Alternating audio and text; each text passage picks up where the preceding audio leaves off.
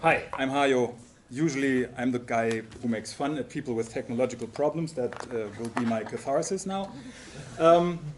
Yes, this is a really tough act to follow up on. What I will try to do is also talk a little bit about how philosophy finds its way into game design, but from a very, very, very different angle, namely by basically looking at the legacy of the genre of the immersive sim or 451 game as developed, pioneered by Looking Glass Games. So that's the pun in the title.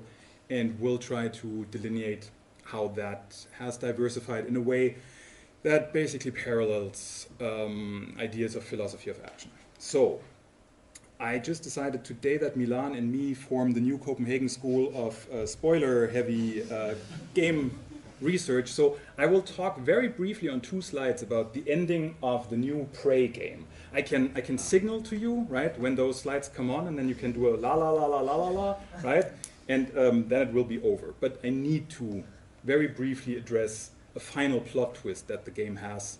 Otherwise, I really cannot make my point. You have been warned. So, I am, as Sebastian has wonderfully pointed out, I'm claiming to do pretty much everything, but usually not philosophy. I'm not a philosopher by trade, so I'm very consciously dabbling here.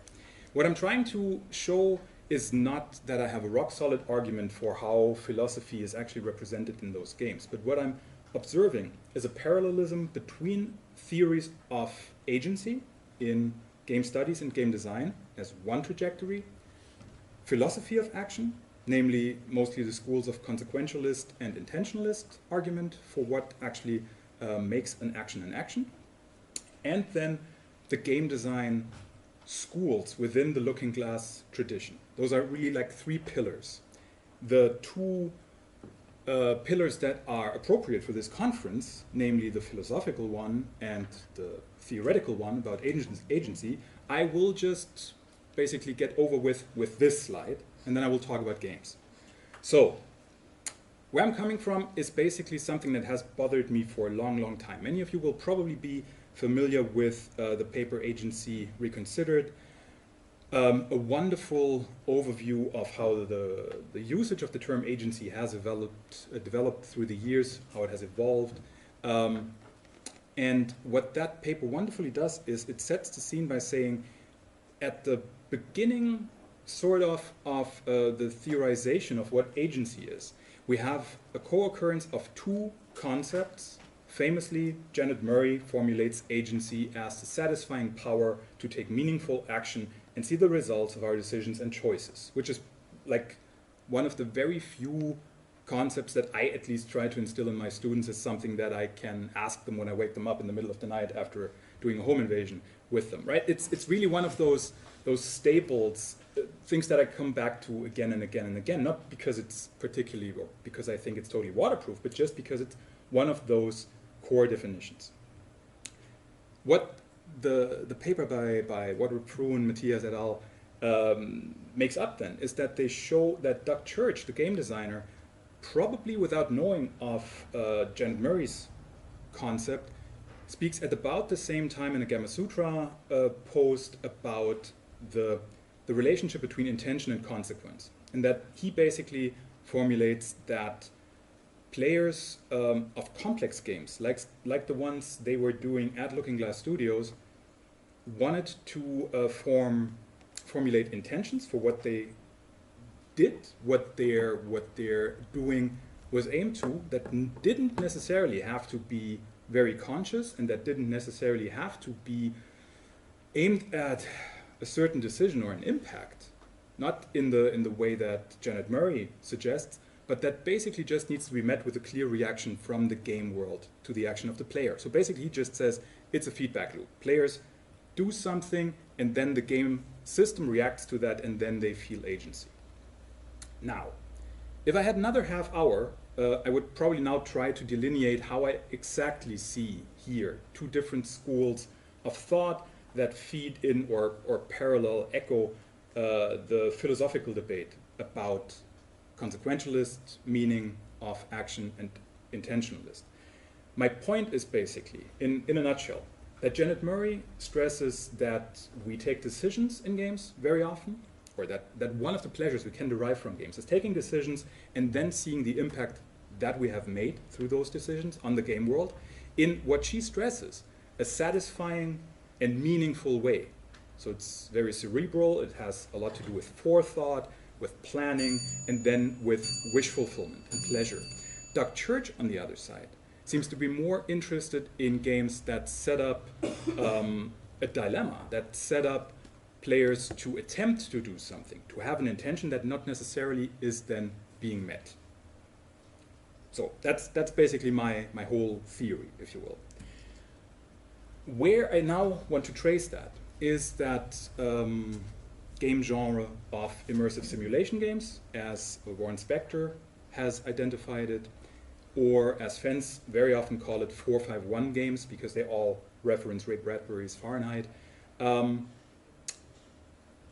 And those games basically can be encapsulated in that basically first tutorial screen from the new Prey from this year that tells you very explicitly, play this game your way. Every situation, every puzzle in this game world is constructed in a way that allows you to tackle it in different ways. There are different viable options for doing things. That's kind of, if you never played any of those games, the core design principle that they embody.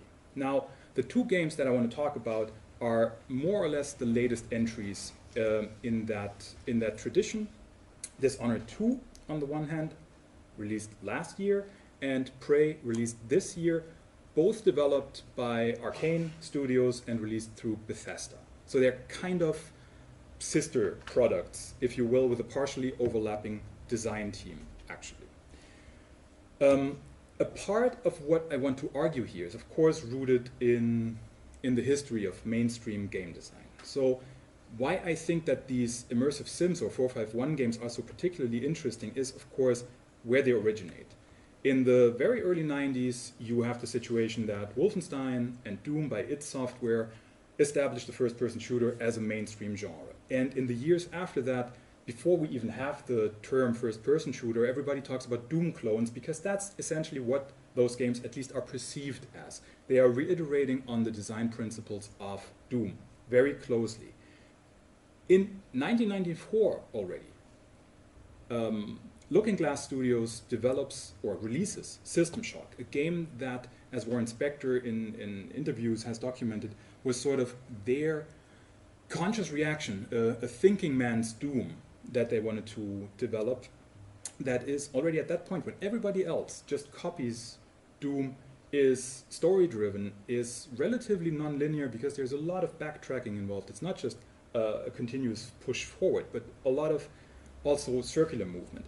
You have something that for that time could be characterized as an open world, because Citadel Space Station is relatively big. You can, as I said, move relatively freely. There's physics simulation, there's involved inventory management, and already here that idea of individual alternate playstyles. That game then, System Shock, has sequels. They do at Looking Glass the Thief series, which runs in parallel. Looking Glass goes bankrupt. A lot of key figures go on to form Ironstorm, where they then do Deus Ex under the leadership of Warren Spector, which redefines that genre. And then you have the BioShock games, the continuing Deus Ex games, and the Dishonored games, and now Prey, all forming a very close-knit legacy, where you also have key figures that pop up again and again. So you can basically reduce this to a list of 5 or so lead designers that had their fingers in all those games. So there is a lot of historical continuity that makes it, in my eyes, legitimate to discuss these games as sort of one school within which I then see those two branches. And the one branch is epitomized in Dishonored. Dishonored is, as a game, all about consequences and everything that the game is designed around.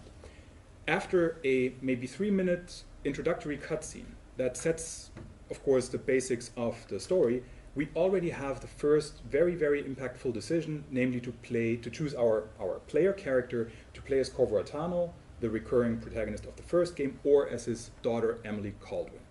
not only, and I go into a bit more detail in the paper, not only are their character descriptions already very much evocative of different play styles. Corvo is, for example, paraphrased as a figure of infamy from the events of the first game, kind of pigeonholing him as a more violent character, or a character that might lend himself more to violent playstyle. Emily's flavor text also suggests that she is more of a well-rounded character, if you will. But apart from that superficial choice, and the choice between genders, the choice between ages, and a lot of other factors, that choice is manifest in the game system. So those characters have special abilities, sort of magic, and although some of their key abilities are similar in effect, they have, for example, a very essential possibility, both of them, to teleport or to travel very fast between two close points, short-range teleportation, if you will. Those abilities have different names, are located in different spots in their ability trees. The upgrade of those ability trees works differently. They have to invest different points, and so on and so on. It's mechanically inherently different, and they have a lot of non-overlapping abilities. So you really make an impactful choice on your gameplay already in this first minute. The game is really, it goes out of its way to give you feedback about how you have played it. It evaluates basically all your play for performance, your decisions within play. It codes, for example, your play performance in a matrix after each and every level. It highlights in every mission that has different outcomes that are possible what, so to speak, the end game of that decision is. If you, for example, that you have the opportunity to kill someone or spare their life. That's never implicit. That's always spelled out in the mission statement. Even while you are playing, you don't have to go to the menu. The game gives you pop-ups that remind you of these options. You have these options, and when you then actually look into it, you see in the menus again, in the quest log, that this then is reflected in the state of the game world, because the ecology of the Dishonored world is always influenced by a factor of entropy. So the more violent you play, the more violent that game world becomes. And that is already tangible in the second level. So as soon as you have finished the first mission, you go on to the second stage of the game, you find parts of that game world that are very much changed by whether or not you were violent or not. I think you can see it here in the screenshots that in a high chaos, high entropy playthrough, parts of the city become blocked off because there are then infestations of plagues, basically.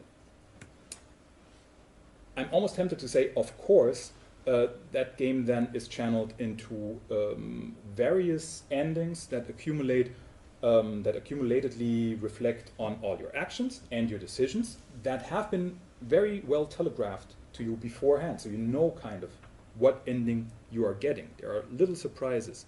And as kind of the cherry on top, the second to last level of the game gives you the ability to time travel, very limited, between the now of the gameplay and a situation 2 years before, one evening 2 years before, where you have the ability to change history, to basically save one character's life, and by that transform the reality into which you return. So you can not only shape the future through all your actions, not only the consequences in the future will be determined by what you do, but the consequences of your action, even in the past, take power. So that's why I would say Dishonored 2 is all about consequences. Now, what's even more interesting for me is how Prey goes out of its way to undermine exactly this, which would be kind of, for me, the core or the main design philosophy of those 451 games. So Prey becomes all about intention, because it starts just like Dishonored 2. In the beginning, you choose between a male or a female version of essentially the same character, Morgan Yu. So you can choose the gender of that character. As soon as you then start gameplay, you are transported into their living quarters, where you then see that there are some features that show you who you are, right? There are family photos where you can see Morgan as a man or as a woman in with their family, but literally all these differences are cosmetic, and the game even seems to make fun of that because you actually then have neckties or jewelry in their apartments to code if you're now playing a man or a woman. So it's literally cosmetic items that are hanging around. Just as Dishonored really goes to lengths to differentiate its two versions of the playable figure, in Prey, this is collapsed. There is no difference between the two in functional matters. In the menus, in the quest logs, there is rarely a mention about even branching possibilities, let alone the outcomes, the really tangible outcomes of what you're doing. What you get, on the other hand, is very often, for example, in one sequence where you have to leave the space station on which this takes place to re-enter it through a different airlock, where you are being questioned by several NPCs on the moralities of your intentions. Because the end game of the whole campaign seems for a long time to be that you have to blow up the space station to save Earth from an alien attack. So aliens have invaded that space station, and the next stop would be Earth, and blowing up the space station seems to be the only salvation to protect Earth. Now, while you, for example, here in that situation, come back to the space station, you will hear, without having the possibility to answer to that, you will hear different NPCs talk to you about the morality of that action, of that intention. Is it even an ethically, a proper thing to do to keep people on the space station alive for several hours, to give them hope that they might survive if you are their harbinger of their end? So it's not your actions that then get commented on. It's before you actually do it, while you still have the chance to decide, to make up your mind what your intent is, that you are being questioned. Now comes the spoiler.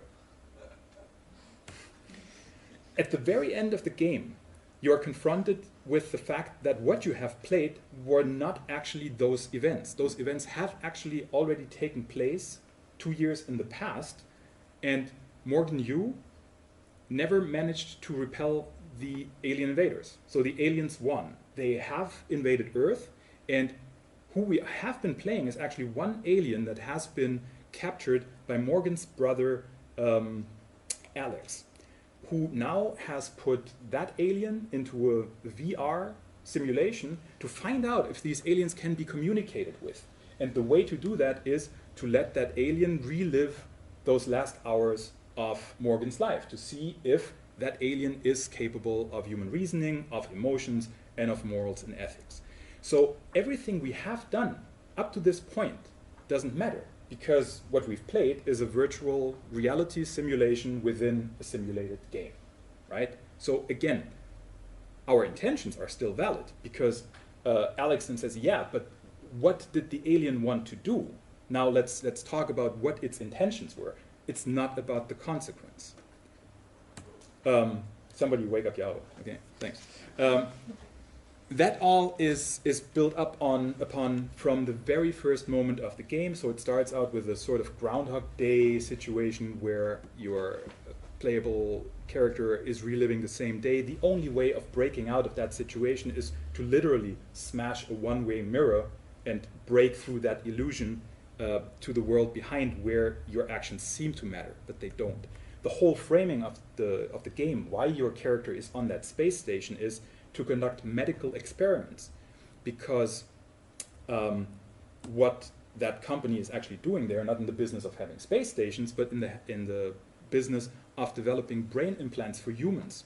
And the reasons for why all of this is happening is because nobody in that world knows if there are any consequences from using them. What that company knows is that it has intentions for the betterment of mankind. And even to the end of the game, it remains unclear what the consequences actually are. And where I would say Prey makes it really clear that it places itself very consciously in that tradition of looking glass games, and that it takes a critical stand to them, is that the virtualization technology, so the VR technology within Prey, has a name. and it's called the looking glass technology, right? So I rest my case with that concluding slide.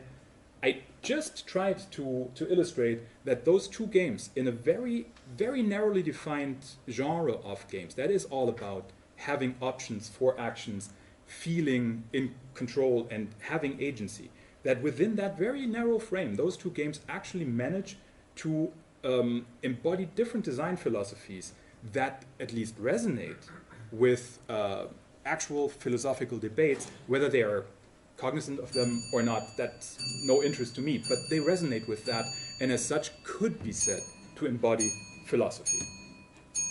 Thank you very much.